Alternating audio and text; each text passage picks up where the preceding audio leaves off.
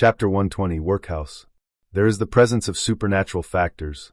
Klein's eyes returned to normal, and he looked at Leonard and Fry. Leonard suddenly chuckled.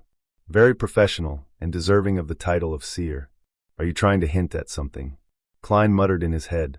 Fry opened his suitcase and took out a silver knife and other tools. He paused and asked, "The corpse tells me that she really died of a sudden heart attack. Do you have any way to divine a more detailed answer?" Klein nodded seriously and said, "I can attempt to combine a mediumship ritual and a dream divination. Hopefully, I'll be able to obtain something from Mrs. Lowies's remaining spirituality." Fry maintained his cold and reserved state. He took 2 steps back and said, "Give it a try." He turned his head sideways and looked at Klein. He suddenly sighed without much fluctuation in his tone. "You're getting more and more used to this kind of situation. It's not like I wanted it." Klein had an urge to cry. He then took out the bottles of extracts, essential oils, and herbal powder. Then he quickly set up the mediumship ritual. He chanted the honored titles of the Evernight goddess in the middle of the spirituality wall and recited his prayers in Hermes. Soon, wind spun around him and the light grew dimmer. Klein's eyes turned entirely black, and he repeated the divination statement. "The cause of Mrs. Lowies's death. The cause of Mrs. Lowies's death." He entered the dreamland while standing and saw a translucent spirit lingering around the corpse. Then he extended his illusory right hand to touch Mrs. Lowies's remaining spirituality. In an instant, light burst out in front of him as scenes flashed past, one after another. There was a skinny and sallow lady dressed in ragged clothes, busily making matchboxes. She suddenly paused and held her chest. She was speaking to her 2 children. Her body wavered as she gasped for air. She was buying black bread when someone suddenly patted her. She was having the symptoms of a heart attack again and again. She was feeling weary and got into bed, but she never woke up ever again. Klein observed every single detail, intending to look for a trace of the supernatural factor. But when everything ended, he still hadn't gained any clues. As the blurriness shattered, Klein left the dreamland and returned to reality. He dispelled the wall of spirituality and said to the waiting Fry and amused Leonard, there were no direct symptoms. Most of the scenes revealed that Mrs. Lowies had a heart ailment a long time ago. The only scene that was different was when Mrs. Lowies was patted on the back by someone. The hand was fair and slender, apparently a woman's. For such a family, they wouldn't go to a doctor unless they're very, very sick. Even if they were to queue at a free charity hospital, time is not something they can afford to lose. A day without work might mean no food on the table the next day. Leonard sighed emotionally like a poet. Fry looked at the corpse on the bed and sighed lightly. Before Klein spoke, Leonard quickly got out of his pensive state and said thoughtfully, "Are you implying that the supernatural factor came into play when Mrs. Lowies was patted? It came from the slender hand of a lady or madam?" Klein nodded and replied, "Yes, but this is merely my interpretation. Divination is always unclear." The conversation ended. He and Leonard stepped back to the other side of the bed and allowed Fry to take out his tools from his suitcase without any disturbance, so he could do a further examination. After Fry was done, they waited as he packed up his tools. After cleaning up and covering the corpse, he turned around and said, "Her death was caused by a natural heart disease. There's no doubt about it." Upon hearing the conclusion, Leonard paced back and forth. He even walked to the side of the door, paused for quite a while before saying, "That's it for now. Let's head over to the workhouse in Westboro. We'll see if we can find other clues. Maybe we can link the 2 incidents together." "Okay, we can only hope," Klein agreed, still filled with puzzlement. Fry picked up his suitcase, and while skipping and walking, he carefully went across the 2 floor mattresses without stepping on anyone's blanket. Leonard opened the door and walked out of the room first. He told Lowies and the tenant, "You can return home now." Klein thought for a moment before adding, "Don't be in a hurry to bury the body. Wait for another day, as there might be one more thorough examination." All right, officer." Lowies bowed lightly and replied in a hurry. Then, feeling numbed and lost, he said, Actually, I don't have the money to bury her just yet. I have to save for another few days, just a few more days. Luckily, the weather is turning cold." Klein was shocked and asked, "You plan on letting the corpse remain in the room for a few days?" Lowies forced a smile and replied, "Yeah, thankfully, the weather became colder recently. I can move the body onto the table at night. When we eat, I can carry her to the bed." Before he finished what he had to say, Fry suddenly interrupted, "I've left you money for the burial next to your wife." After saying those words in absolute calmness, he exited the apartment directly, unbothered by Louise's shocked expression and gratitude that followed. Klein followed closely and thought of a question. If the weather was still as hot as June or July, how would Louis deal with his wife's corpse? Pick a very dark night with strong winds, throw the corpse into the Tussock River or the Coe River, or just dig a hole and bury her.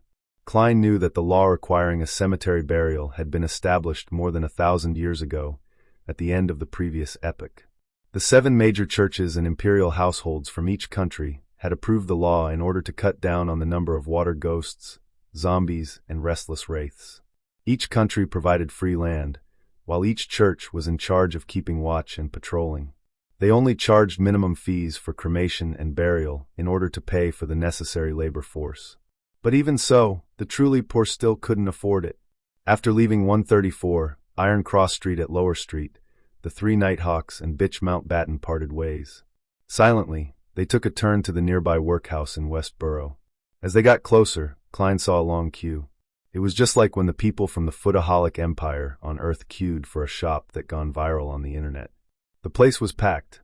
There's about 100, no, closer to 200, he muttered in surprise.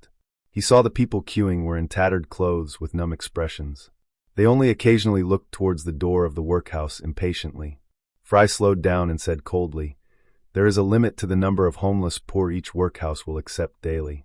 They can only take them in based on the queue order. Of course, the workhouse will examine and refuse entry to those who fail to meet the criteria. The economic recession in the recent months has played a part too," Leonard sighed. "Those who don't manage to queue will have to figure out a way of their own." Klein asked subconsciously. They can also try their luck in the other workhouses. Different workhouses have different operating hours. However, each one has the same long line. Some of them would wait from 2 in the afternoon.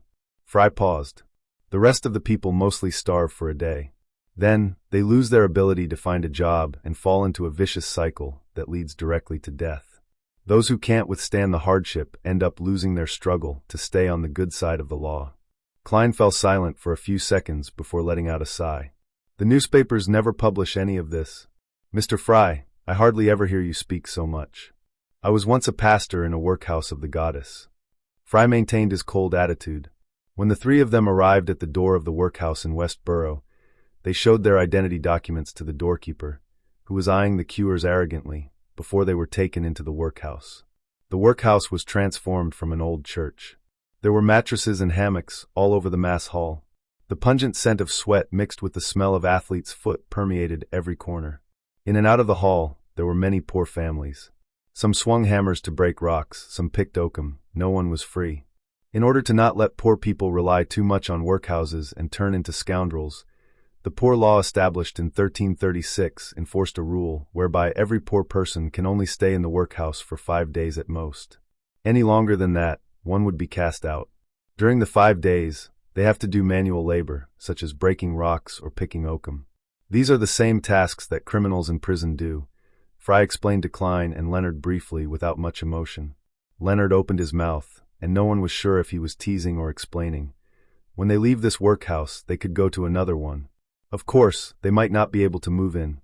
Perhaps, to some people, poor people are like criminals. Picking oakum? Klein was quiet. He didn't know what else to ask. The fibers of old ropes are actually a great material to seal the gaps in boats. Fry stopped and found a burnt mark on the ground. A few minutes later, the director and pastor of the workhouse rushed over. They were both men in their 40s. "Salas started the fire here and only burnt himself to death?" Leonard asked, pointing at the ashen mark on the ground. The director of the workhouse was a man with a broad, bumpy forehead. He scanned the area where Inspector Mitchell was pointing with blue eyes and nodded in affirmation. "Yes." "Before that, did Salas act strangely in any way?" Klein asked. The director of the workhouse thought and said, according to the person that slept next to him, Salas had been chanting, "The Lord has given up on me. The world is too filthy. I have nothing left," stuff along those lines. He was filled with resentment and hopelessness. But no one expected him to break all the kerosene lamps and start a fire to burn the place down while everyone was sleeping. Thank the Lord, someone found out in time and stopped his wicked act. Klein and Leonard then found a few people who had slept next to Salas the night before, and they also found the guard that stopped the tragedy. However, those people didn't have anything new to tell them. Of course, they used spirit vision, divination, and other methods to check if any of the people were lying or misleading them. It seems that Salas Long had the idea to take revenge and self-destruct. It seems to be a very normal case. Leonard waited till the director and the pastor left to express his opinion. Klein pondered and said, "My divination tells me that there wasn't any supernatural factors influencing this case." "Let's eliminate Salas's fire case temporarily," Leonard concluded. Just then, Fry suddenly said, "No, maybe there is another possibility. For example, Salas acted at the instigation of someone else, a beyonder who didn't take any supernatural measures." Klein's eyes lit up as he echoed, "It's very possible, such as the instigator from before. Instigator Triss. But that wouldn't have any connection with Mrs. Loweys's death," he thought, creasing his eyebrows lightly.